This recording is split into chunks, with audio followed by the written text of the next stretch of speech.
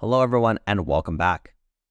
So taking a look at our high-level diagram that we saw earlier, we've already covered these four topics: DNS, browser client, load balancers, and web servers.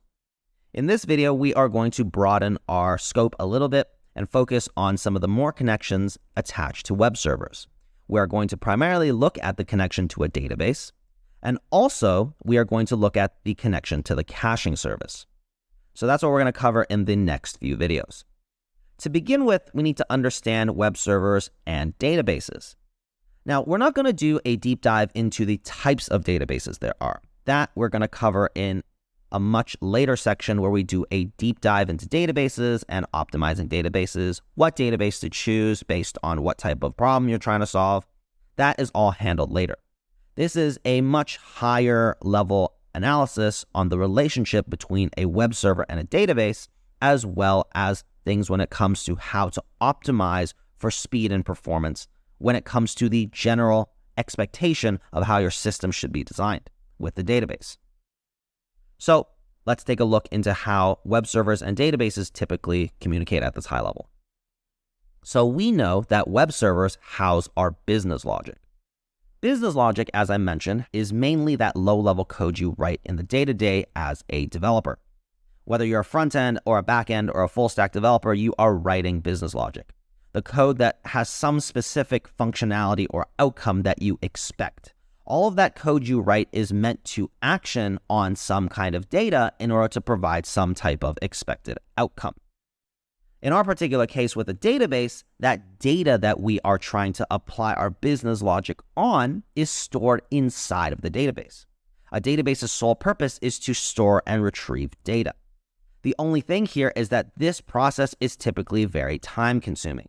When we make our web server or our business logic code retrieve data from a database, a lot of us know that the larger the database gets, if we are starting to have millions, tens, hundreds of millions, or billions of entries in the database, that data collection retrieval is extremely slow. Storage is also quite slow, but typically we don't block our web server business logic from stopping when we want the database to store the data. But there are numerous different optimizations that we can do for databases to make it faster. That, of course, we'll cover later. But the main thing that we need to remember is that the whole idea of storing and retrieving from a database typically ends up being the most latency heavy step inside of our system, or one of them at the very least. So this is one thing we need to remember.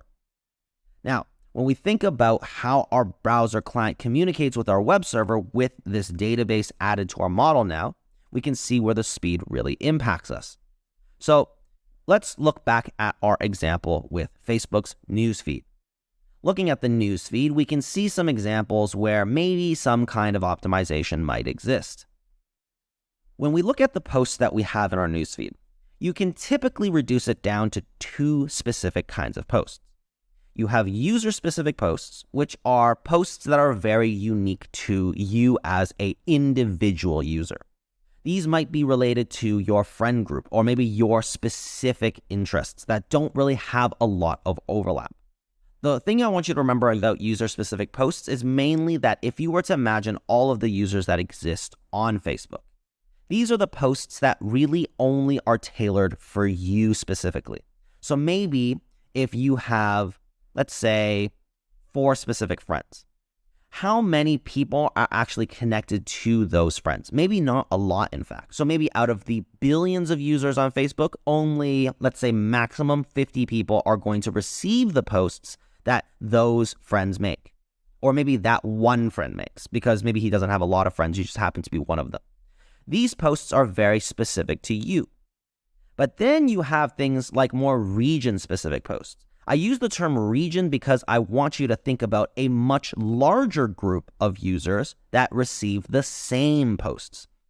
These might have to do with maybe government posts or maybe news posts for your region.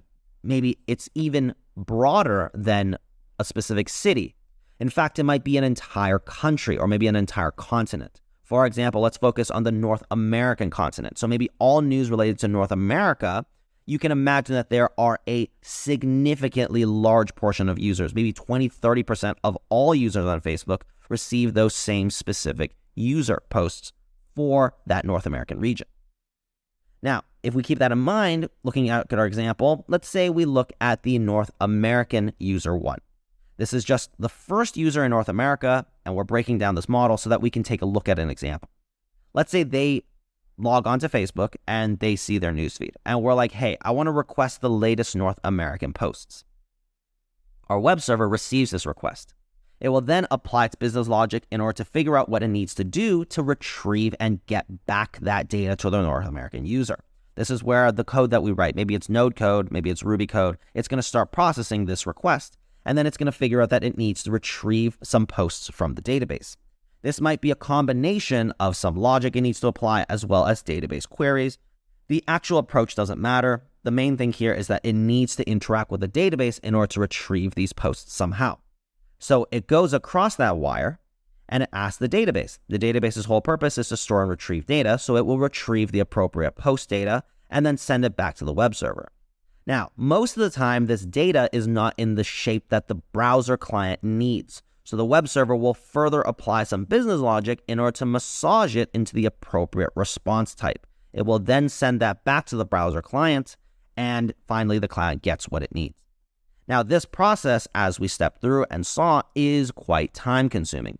You notice how I added the little hourglass to that connection between the web server and the database in order to show that this is pretty time consuming. What you'll notice now is that let's say we have a second user that subsequently makes the same request. They log in and they're like, hey, I want the same thing. I want the latest North American post. We then go through that same process. Web server needs to apply its business logic.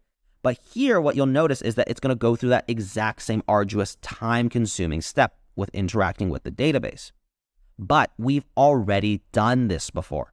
We're doing the exact same work again. We're repeating ourselves in our system more than one time. Maybe we're doing it for numerous, hundreds of thousands, if not millions of the same North American users accessing the same posts at the same time. This is where we want to introduce something like a caching service. So here, we're going to talk about how a caching service can speed up this process. But that's what we're going to talk about in the next video. For now, I just want you to understand how this process step is necessary because we're doing repeated work, how numerous of the different users, but maybe in the same region, might be making the same interactive call with a database. That's where a caching service most likely is going to enter into the system. So let's talk about that in the next video. I'll see you soon.